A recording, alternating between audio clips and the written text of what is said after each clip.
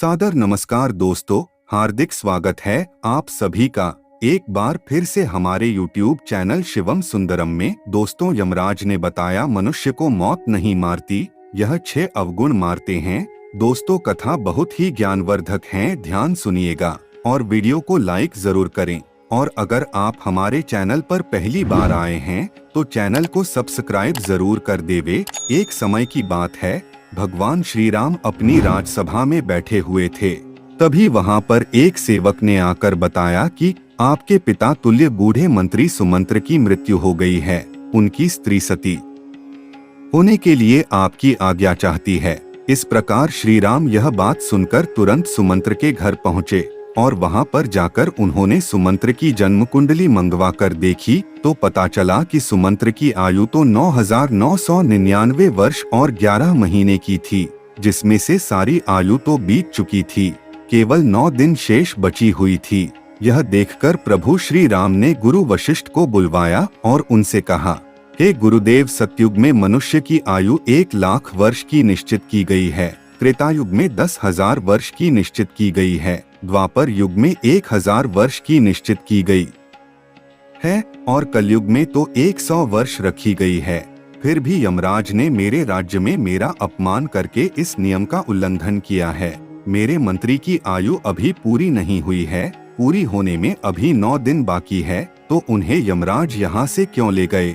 मैं भी यमराज को बांध कर ले आऊंगा और सुमंत्र को जीवित करवा लूंगा। इतना कहकर प्रभु श्री राम गरुड़ पर बैठकर यमराज की नगरी चल दिए।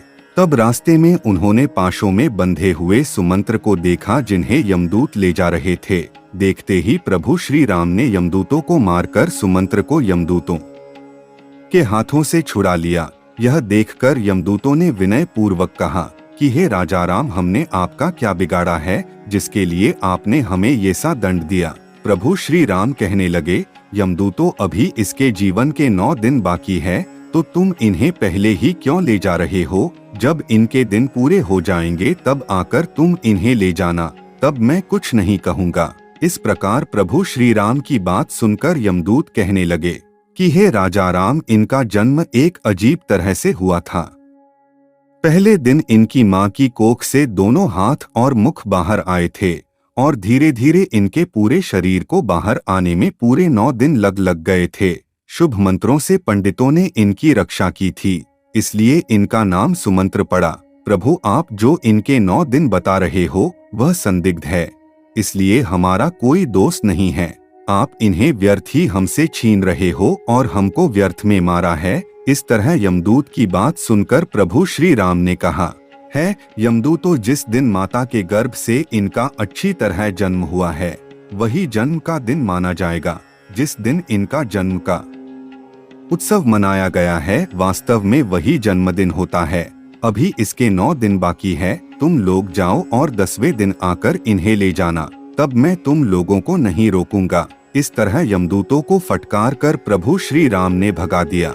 इधर श्री राम अयोध्या में लौटकर आए तो सुमंत्र जीवित हो चुका था। उनके परिवार वाले उन्हें जीवित देखकर बड़े ही प्रसन्न थे। सुमंत्र ने अपने जीवन के आखिरी दिन जानकार खूब दान पुण्य करना आरंभ कर दिया। उधर वे यमदूत दुखी होकर यमराज के पास लौट गए और कहने लगे, यमराज, रास्ते में राम ने हमें मारकर सुमंत्र को छुड़ा लिया, क्योंकि उनके जीवन के 9 दिन बाकी रह गए थे।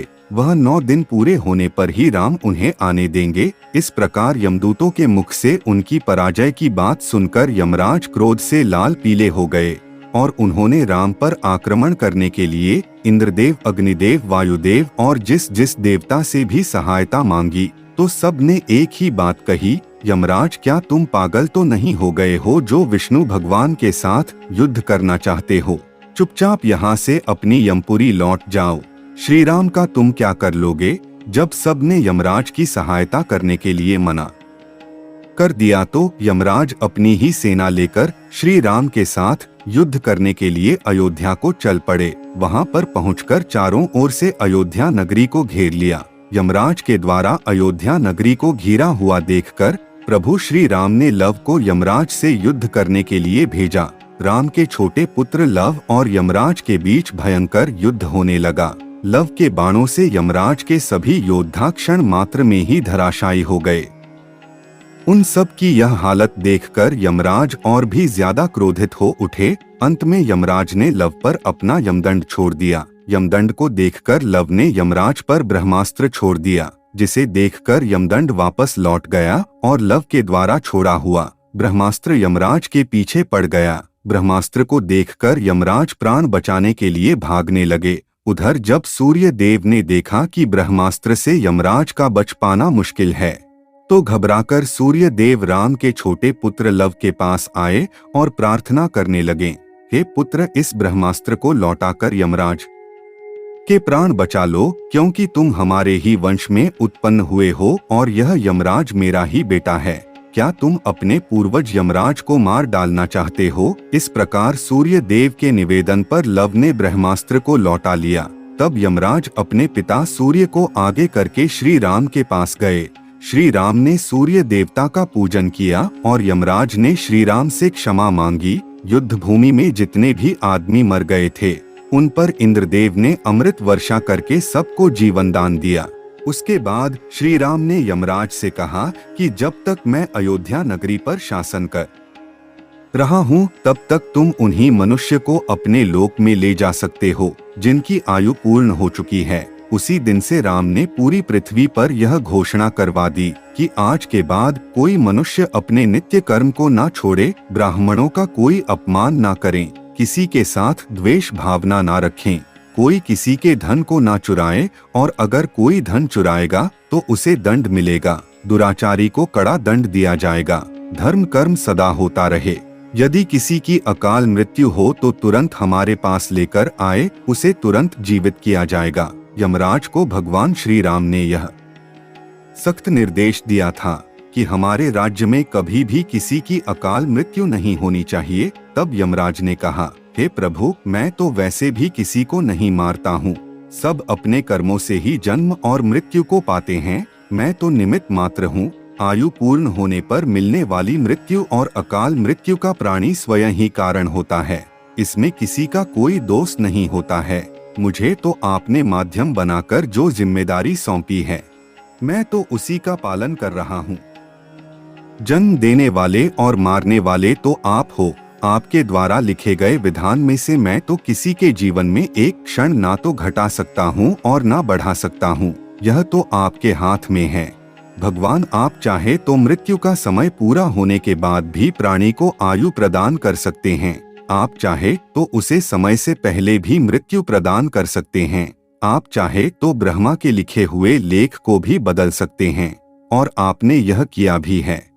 आपके राज्य अभिषेक के लिए वशिष्ठ मुनि ने शुभ मुहूर्त निकाला था, फिर भी आपने राजा ना बनकर वनवास धारण किया था। सब कुछ आपकी इच्छा के अनुरूप ही होता है। सुख दुख, जीवन मरण, लाभ हानि मनुष्य के स्वयं कर्मों की उपज होती है। यह 6 अवगुण मनुष्य की आयु क्षीण करती है। अभिमान, व्यर्थ का बोलना, त्याग, हीनता, क्रोध, उदर पूर्ति, दोस्त से विद्रोह, यह 6 अवगुण तीखी कटारी है जो मनुष्य की आयु को घटाती रहती है। यही अवगुण मनुष्य का वध करते हैं।